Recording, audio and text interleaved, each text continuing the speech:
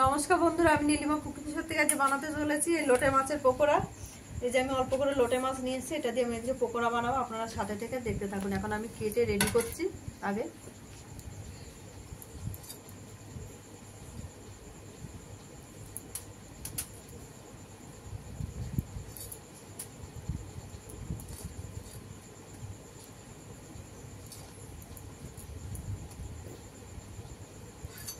এইভাবে আমি কেটে রেডি করব সব লোটে মাছটা।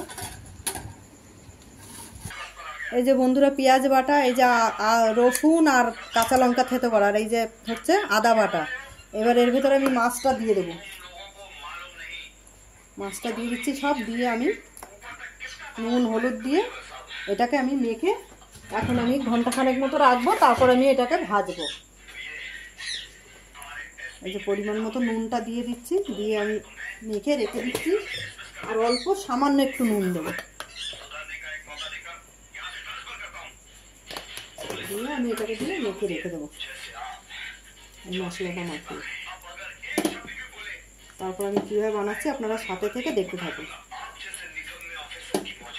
এটাকে আমি ব্যাটারটা গুলে নিচ্ছি, ব্যাটার গুলে এবার রেডি করি করে তারপরে আমি আস্তে আস্তে ভাজা শুরু করব।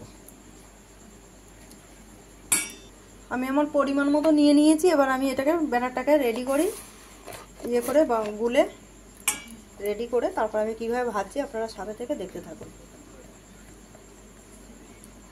একটু অল্প করে হলুদ দিয়ে দিলাম, আর এই যে পরিমাণ মতো নুন দিয়ে দিচ্ছি।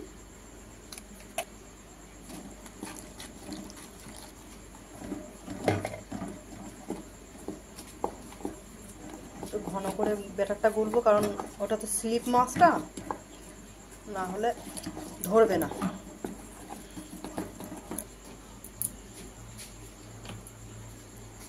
আমি কড়াই বসিয়ে দিলাম, গ্যাসটাও ধরিয়ে দিচ্ছি,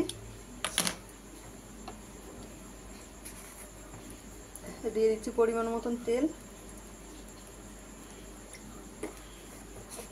তেলটা গরম হয়ে গেছে, এবার আমি আস্তে আস্তে বেসনে ডুবাচ্ছি। বেসনের ব্যাটারটা গোলা হয়ে গেছে,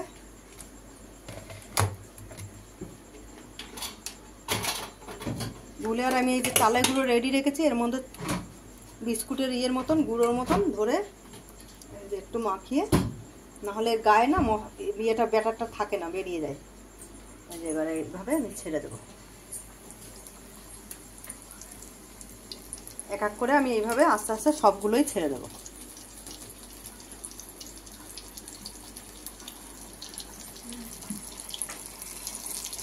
আস্তে আস্তে এইভাবে সবগুলো ভাজবো। ওগুলো আমি এই যে আস্তে আস্তে সব উল্টিয়ে দিচ্ছি, এক পিট করে উল্টিয়ে দিচ্ছি।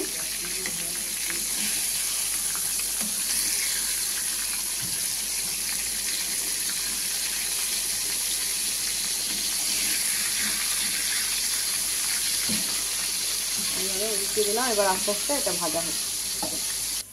দেখুন বন্ধুরা, লোটে মাছের পকোড়া আপনারা চাইলে এরকম বাড়িতে বানিয়ে খেয়ে ট্রাই করে দেখতে পারেন। আর নীলিমা কুকিং শোটিকে ইউটিউবে আপনারা সাবস্ক্রাইব, লাইক, কমেন্ট, শেয়ার করে দেবেন। আর ফেসবুকের বন্ধুরা আপনারা লাইক, কমেন্ট, শেয়ার করে দেবেন। আর নীলিমা কুকিং শো বলে পেজ খোলা আছে, সেখানে ফলো করে লাইক, কমেন্ট, শেয়ার করে দেবেন। কত সুন্দর হয়েছে, একদম গোটা গোটা রয়েছে, আর খেতেও দারুণ লাগে, টেস্ট খুব হয়।